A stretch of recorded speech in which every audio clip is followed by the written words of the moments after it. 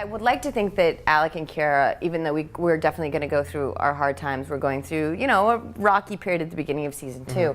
I would definitely be sad if for some reason we were at odds, proper odds with each other, because I don't think she can survive without you. Yeah. You're the only person who really knows everything, no matter how much she tells Carlos, no matter how much other people figure out.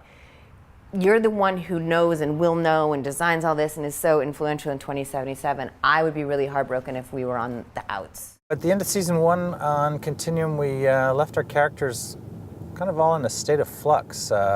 Uncertainty ruled. Kira had just found out that her journey back in time was not an accident, that Alec Sadler Sr.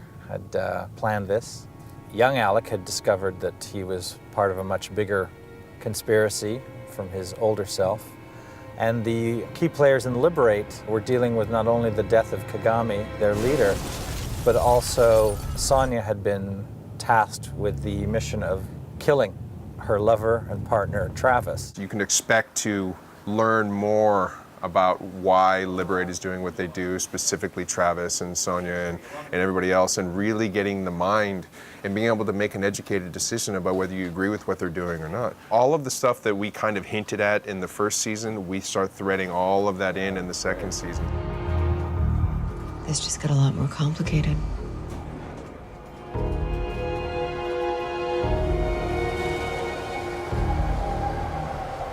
As far as I'm concerned, Garza's concerned, Sonia betrayed Liberate, betrayed Kagami, betrayed you. Yes. And so it's an easy call. And betrayed Garza as well. And betrayed me. And lied to you. Yeah. And you know, that hurt, like, in a huge way, because I'm sure I looked up to Sonia too. Like, you know, someone... Trusted her. Yeah, yeah. Why do you think Alec didn't tell Kira what the message said?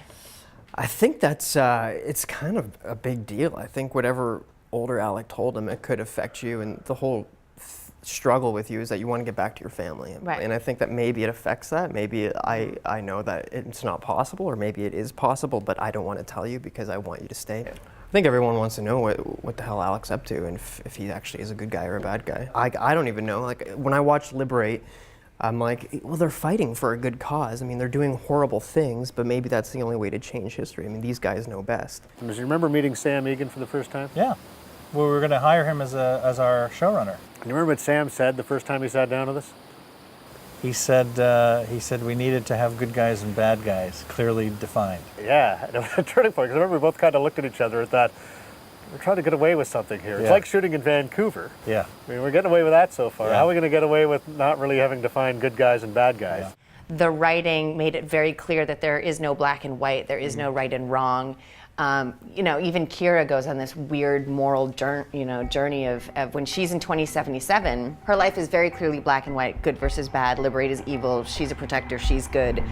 And after spending a little bit of time in 2012, her perception starts to change a little bit, and she starts to wonder about if what she was doing in the future was actually on the side of the good or not. Kellogg's character is a character that the audience loves to hate. Does that kind of give you more freedom as an actor to, like, just full out make people hate you? If you're playing someone with high moral and social standards, then you know you're confined by those things. Yeah. Whereas I think Kellogg is broken free of those things. So that's kind of liberating in that sense. Yes, and you don't have to be concerned really about whether the audience loves you or doesn't like you, because both are appropriate. That's true. Perhaps my bad behavior is simply masking a deep insecurity. It cripples me, you know, emotionally. You are much more evolved than that. At least I thought so. Thank you. At the end of season 1, did you know how season 2 was going to start? When I was writing the end of season 1, probably not. When we were shooting the end of season 1, yes.